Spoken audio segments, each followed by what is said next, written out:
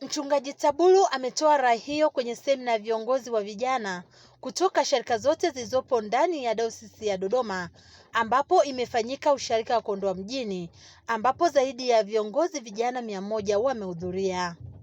Kuwasaidia au kusaidia kanisa kuanzia ngazi ya mtaa, usharika hadi jimbo. Mahali pale ulipo wewe unapaswa kuwa mfano mwema wa kufundisha elimu ya Kikristo, wa kutangaza habari njema za wokovu ili watu wamjue Yesu katika maisha yao.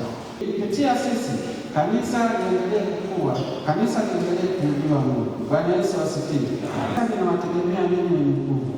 Kwa hiyo msirudi nyuma, msimame imara, msonge mbele katika kuhakikisha kwamba elimu ya Kikristo inafundishwa sawasawa kuanzia mashuleni na taasisi zetu, lakini na sharika zetu kuanzia watoto hadi watu wazima. Maana yake watu wapate maarifa ya kumjua Mungu, watu wapate maarifa ya kumtumikia Mungu. Unafanya nini katika kumtumikia Mungu? Unafanya nini katika kupeleka habari njema za Yesu kwa watu wamjue Yesu Kristo? Wewe kama kijana katika nafasi yako unafanya nini ili kazi ya Mungu ionekane? Kaimu mratibu wa vijana Dayosisi ya Dodoma, Mchungaji Mesha Kisudi, anasema lengo la semina ni kuwafundisha vijana kuanzia ngazi ya dayosisi mpaka mitaa namna ya kuwaongoza vijana wenzao, huku matarajio yakiwa ni kutoa viongozi walio bora.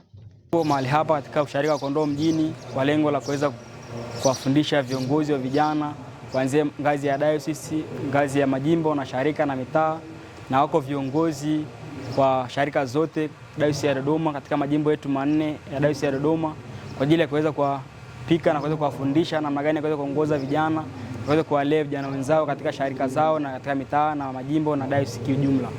Matarajio ya semina hii kwamba tunatamani kuweza kuwa na uongozi ulio bora na makini kwa ajili ya ukuaji wa kanisa endelevu. Mwenyekiti wa Umoja wa Vijana Dayosisi ya Dodoma, Timothy, pamoja na vijana wengine wamesema semina hiyo italeta tija kwao, hasa kukuza uchumi wao. Uongozi wa dayosisi umetupa kibali cha kuwezesha semina hii ya Umoja wa Vijana, lakini tumeweza kuwapa vijana semina hii kwa ajili ya kuweza kuwajengea uwezo wa kuweza kuongoza, lakini pia wa kuweza kusimamia taratibu nzima ya Umoja wa Vijana.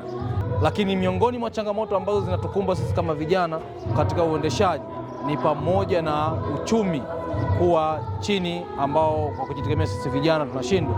Lakini kwa kushauriana na vijana kupitia semina hii tumejifunza ni namna gani ya kuweza kukuza uchumi wa kuweza kutusaidia kuendesha umoja wetu wa vijana. Bwana Yesu asifiwe. Naamini itaenda kutusaidia, itaenda kutufanya tuwe mabalozi wema katika sharika zetu.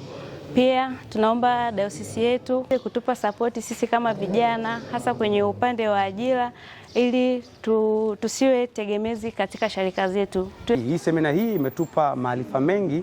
Moja kabisa, namna vijana kujitegemea katika uchumi, na si tu kutegemea ajira, lakini pia tunaweza kujiwekeza kwenye mifugo, kilimo na fursa mbalimbali katika nchi yetu ya Tanzania. Sambamba na hilo, kueneza elimu ya Kikristo kwa vijana wenzetu na watu wote. Maana yake hii ni jukumu letu kama vijana viongozi kuhakikisha mambo yote ya Injili yanafika pande zote.